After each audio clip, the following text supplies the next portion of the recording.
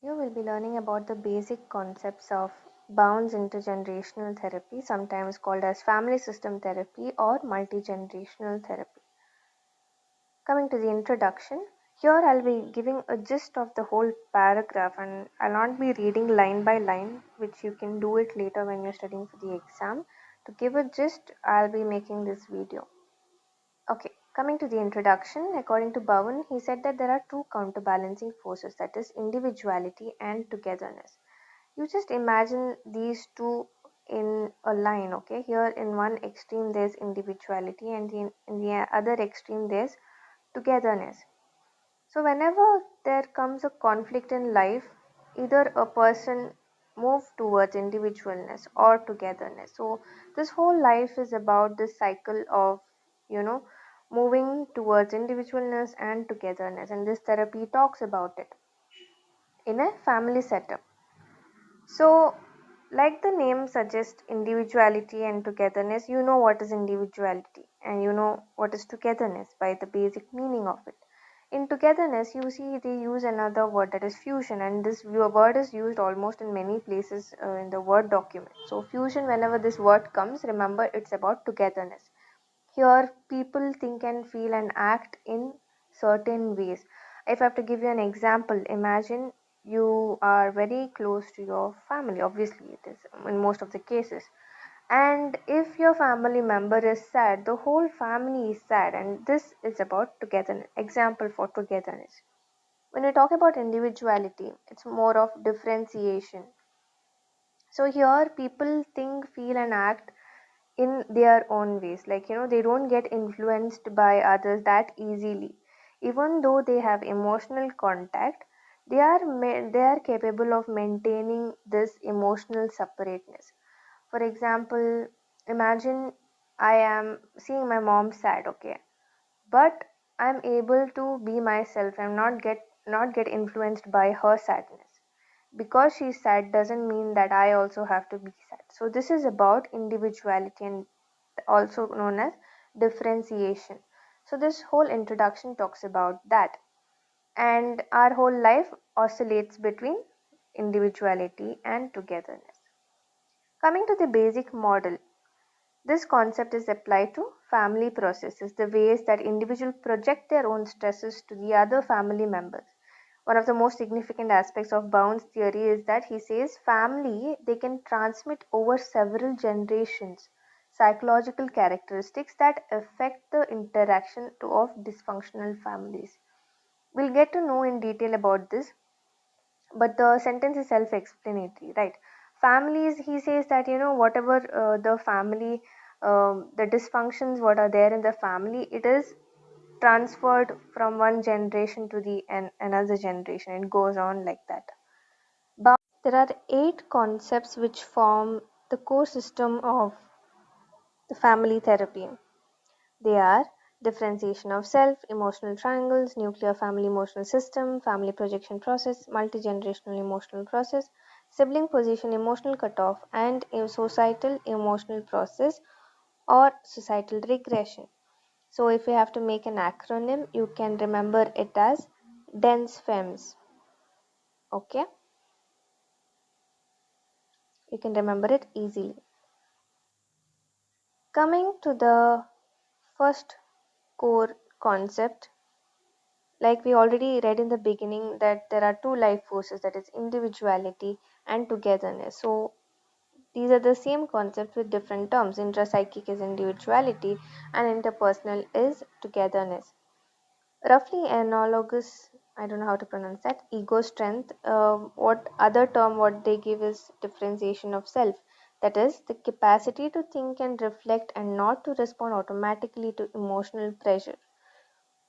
In the beginning we already read that individuality is more of they think and act and feel on their own and not get influenced by others. So that is differentiation of self. They can differentiate between people and not get influenced easily. It is the ability to be flexible and act wisely even in the face of anxiety. So in these 2 points we'll be learning about people who can differentiate themselves and those who cannot. Those who cannot are called undifferentiated people. So these people, they are easily moved to emotionality, which means that they are easily emotional, very easy to influence them. They don't think when the situation comes up, they directly react. Okay, and if you compare them to differentiated person, they are able to balance thinking and feeling. They know to differentiate what is thinking and what is feeling. They're capable of strong emotion and spontaneity, but also they can restrain themselves from emotionality. Okay, and here in the second point, here again they've given that they react impetuously. Impetuously means without thinking, with submissively or defiantly towards others, and they find difficult to maintain who undifferentiated people. They find difficult to maintain autonomy, especially those around anxious issues. Asked what they think, they say what they feel. Asked what they believe, they repeat what they've heard. So they don't think, but they react immediately. They agree to whatever you say to them, argue with everything. In contrast, if you see differentiated people, they are able to take stands on issues because they are able to think things through and they decide what they believe and then act on those beliefs. So we can say that differentiated people are more rational, they analyze the situation, whereas undifferentiated people don't. That was about differentiation of self, which is the first concept. Coming to the second concept, that is emotional triangle. This is a very interesting topic. Emotional triangle, this is also known as, if you get a question for 2 marks, it could be triangulation. I remember sir asking this if we knew what is triangulation, so it could be asked for 2 marks. Emotional triangle or triangulation. What drives triangles is anxiety. As anxiety increases, people experience greater need for emotional closeness, or to avoid pressure, a greater need for distance. So, what happens is that I'll give a gist of the whole concept of emotional triangle here. Imagine there's a mother, there's a father. Okay, mother, I'll be drawing like this, and there's a child. Okay, so this is an emotional triangle where three people are involved. What happens? Imagine there is a conflict between father and mother. Automatically they turn towards the child. For example, if the mother is stressed about what dad is doing, the mother might come to the child and say, see, your dad has been doing this, and she might be so upset about it. So what happens is that energy which supposed to move towards the father, like they're supposed to solve the conflict together, but it goes to the third person here. Okay, and the energy is diverted. The energy is not gone into that particular relationship, but it is diverted. So this is about emotional triangle. We'll read about it. The more people are driven by anxiety, the less tolerant they are of one another and more they are polarized by differences. Self-explanatory. When two people have problems they're unable to resolve, they get to the point where it's hard to talk about things. Yeah, when people fight, they usually find it difficult to talk about it. Introvert go through all this problem. Eventually, one or both partners will turn to someone else for sympathy. So, turn to someone else. In this example, what I gave would be the child, or the conflict will draw in a third person trying to help. If the we see here, if the third party's involvement is only temporary or pushes the people to work out their differences, so if there is a fight between the parents, if the third person comes in and tries to work out their differences together, the triangle is not fixed, it's only temporary. But what happens is that the problem is there are chances that it becomes a habit. Habit in the sense you keep complaining about the other relationship, and the triangle is more of permanent there in that example. Okay, so here they have given an example again. A wife upset with her husband's distance may increase her involvement with one of her children. What makes this triangle is diverting energy that might otherwise go into the marriage, like I explained it before. The wife spending time with her daughter may take pressure off her husband. However, it also decreases the likelihood that the husband and wife will develop interests they can share, and it undermines the daughter's independence. So, this is clear, right? It is the same as what example I had given before. So this group, it need not be necessarily a triangle. So there is a healthy threesome and there is one more which is not good. So in healthy threesome, each pair, they can interact independently. Each person has the option of his or her behavior. That is, each person can take I position without trying to change the other two members. If all the three members involved in the triangulations are more of differentiated people, they take I position, they don't get influenced easily. But what happens in this triangle, that is triangulation, on the other hand, each pair's interaction is tied to the behavior of the third person. So it's more of a cycle. Like if this person is scolding this person, that energy is diverted to this person might show that energy to this person. So it's more of an interaction, and it is not a healthy one, because if these two people are having an issue, it must be solved within these two people, but the energy is getting diverted somewhere else. That is about triangulation. Most parents can't resist complaining to their children once in a while about each other. Your mother always late. Sorry, your mother's always late. Your father never lets anyone else drive. So these are, sentences where you can see this triangulation. But what makes triangulation problematic is that they have tendency to become habitual. Triangulation lets off steam, but it freezes the conflict in place. What this means is that for that moment, the anger or the problem might stop for some time, but the conflict is still there. People are not talking about it to each other, and it's not getting resolved. So this lets off the steam, but it freezes the conflict in place.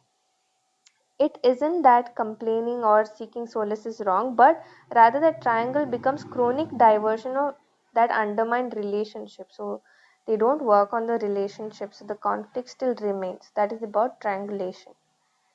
Coming to the nuclear family emotional system, what this says that nuclear family emotional system, it becomes unstable if these members are not well differentiated. We already saw the concept of individuality and togetherness, right? So, what this says is that nuclear family emotional system is likely to be unstable unless the members of the family are well differentiated. So, if people know how to differentiate what they think and what they feel, then there will be less problem. But if there is more of fusion, more of togetherness, the problem comes there. Bowen believed that spouses are likely to select partners with similar levels of differentiation. If two people with low level of differentiation marry, low level, it is likely that the couple will become highly fused, that is, they become too much of together. And as well as their family, when they have children also, it is highly fused. What happens if it is highly fused? There is more of emotional attachment. We'll see an example in this one, the fourth concept, that is family projection process. Now we saw that in nuclear family system, what happens, they're talking about differentiation, right? Now that is projected here. When there are relatively low levels of differentiation in the marriage partners, they may project their stress onto one of the child. The family projection process. This is called the family projection process. In general, the child who is most emotionally attached to the parents may have the least differentiation between feelings and intellect, and the most difficult in separating from family. So what happens when the family is highly fused and they're not able to differentiate? There comes the problem of attachment. They are emotionally attached and they cannot separate from the family member. For example, see here, a child who refuses to go to school, wants to stay at home with his parents, can be considered to have fused with his parents. How intense the family projection process is depends on how undifferentiated the parents are and on the family stress level. The problem child can respond to the stress of his undifferentiated parents in variety of ways. That was about the fourth concept about family projection.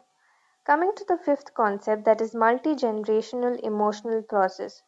Bown originally used the term undifferentiated family ego mass to describe what? To describe an excess of emotional reactivity or fusion in families. Lack of differentiation, what happens? It produces reactive children. Why? We already read that people who have more of togetherness, that is fusion, they don't think, they directly react. So if there is lack of differentiation, there that family produces reactive children, which may manifest as emotional over involvement or emotional cutoff from the parents, which in turn leads to fusion in new relationship. So this sentence here, over involvement, is that they are mostly more emotional, and here emotional cutoff means they try to distance themselves emotionally from their family or from their parents. That will lead, what will happen when they distance themselves from their family? It leads to new relationship. For example, I am upset with my parents, and I'm a highly fused person. So I will go to another person seeking new relationship. I will make a new friend and maybe complain about my parents. So this is about emotional cutoff, which in turn leads to fusion of new relationship, because people with limited emotional resources, they tend to project all their needs onto the other. Because this new fusion is unstable, it is likely to produce one or more of the following. So what happens if I go into a new person and create new relationship? There is more of emotional distance from the family, physical or emotional dysfunction in one partner, over conflict, projection of discord onto other children. So the new relationship could, in this terms, is with a family member. Okay, if it is between couples, what will happen? They will go and talk to another person and create new relationship. So this will have physical or sorry yeah physical or emotional dysfunction. So one partner, there is conflict between the partner now because of that. So these are the problems which is because of the new fusion, which is unstable. The intensity of these problems is related to the degree of undifferentiation, extent to extent of emotional cutoff from family of origins, and level of stress in the system. As mentioned previously, Bowen, he believed that spouses with similar differentiation level, they seek each other out and they project their stress and lack of differentiation on their children.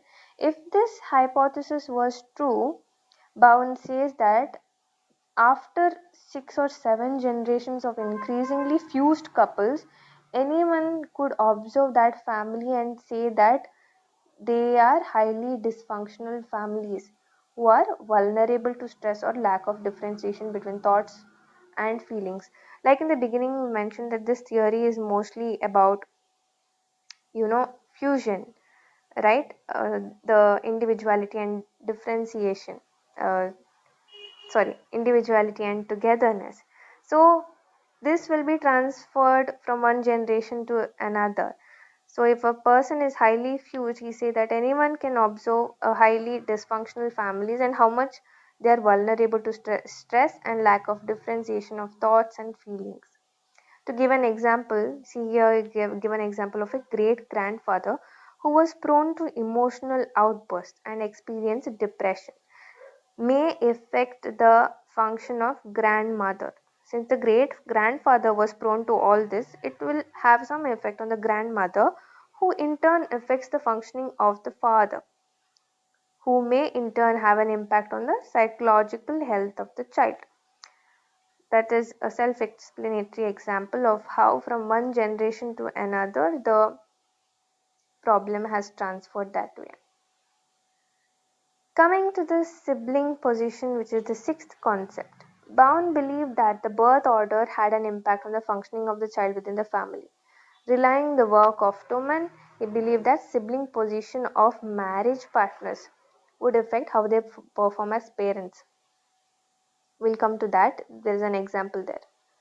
Concerned less with actual birth order than the way a child functioned in the family, he felt that how one person behaved with brothers and sisters, they had an impact on how they act as a parent. For example, an oldest brother may have taken care of his younger brother and sister in his family, and thus they may take a role of responsibility with his children. This might be particularly true if his wife did not take much responsibility. I hope that example is very clear there. Self explanatory. You can text me anytime if you have any doubt. Coming to the seventh concept, emotional cutoff. Emotional cutoff describes how people manage anxiety in relationship.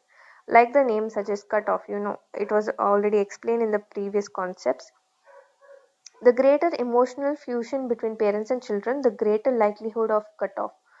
What does this mean is that when imagine parents have fights every day, so the child would not want to stay at home whenever emotional situation comes up.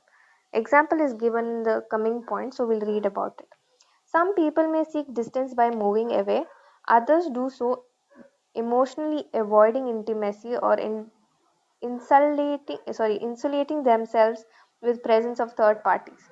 A child experiencing emotional cutoff may go to her room not so much to study but to be free from the family conflict. Such a child may deal with everyday matters but withdraw emotionally charged issues that develop between their parents. That was about emotional cutoff. Coming to the last topic of Bounds intergenerational therapy,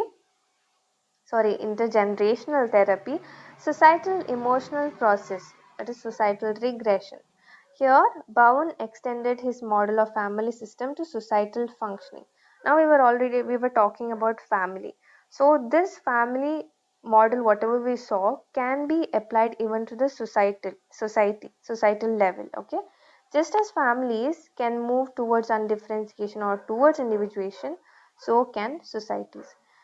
Kerr and Bowen cite the example of high crime rate in communities with highly stressful environments.